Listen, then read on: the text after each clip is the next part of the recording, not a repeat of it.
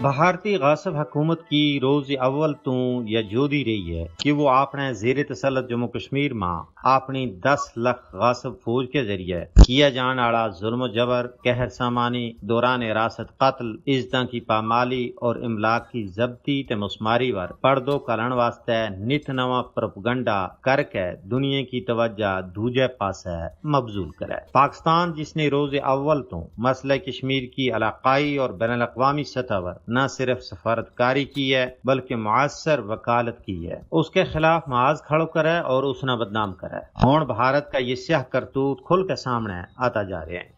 بھارتی وزارت خارجہ کی حالیہ بریفنگ نے آزاد جموں کشمیر میں بھارتی مداخلت کو پردو چاک کر چھوڑی ہے۔ تجزیہ کارہ نے بریفنگ نہ محض ایک پروپگنڈو قرار دیتو ہے۔ مودی حکومت کا بیانات اور گودی میڈیا کو واویلو اس گل کو پتو ہے کہ بھارت پاکستان نہ بدنام کرن کو ایک گناونو تے گندو کھیل کھیل رہے ہے اور ملک کا اندرونی معاملات میں کھل مکھلا مداخلت کر رہے ہے۔ سیاسی تجزیہ نگاراں کو کہنا ہے کہ آزاد ریاست جموں کشمیر واسطے نام نہاد بھارتی تشویش پروپگنڈا کے سوا کچھ بھی نہیں ہے۔ بھارت کو اصل مقصد کشیدگی اور بدامنی نہ ہوا دینا اور سفارتی سطح پر گودی میڈیا مشینری کے ذریعے پاکستان مخالف بیانیوں تیار کرنا ہے۔ انہوں نے مزید کیا ہے کہ بھارت جو کچھ کر رہا ہے وہ سراسر ایک ماندانہ کارروائی ہے جس کو مدعا اور مقصد آزاد جموں کشمیر نہ غیر مستحکم کرنا اور مقبوضہ ریاست جموں کشمیر میں اپنا غلیظ اور گناونا جرائم تو عالمی برادری کی توجہ ہٹانی ہے۔ بھارت آزاد جموں کشمیر پر تبصرہ کو کوئی قانونی یا اخلاقی جواز نہیں رکھتا۔ اس نے جموں کشمیر کا ایک بڑا حصہ اور فوجی طاقت کا بلبوتا پر قبضہ جما رکھی ہے اور وہ حق خود ارادیت کا مطالبہ کی پاداش میں مقبوضہ ریاست جموں کشمیر کا لوکانہ بدترین مظالم کو نشانہ بنا رہی ہے۔ تجزیہ نگاراں کو کہنا ہے کہ بھارت در حقیقت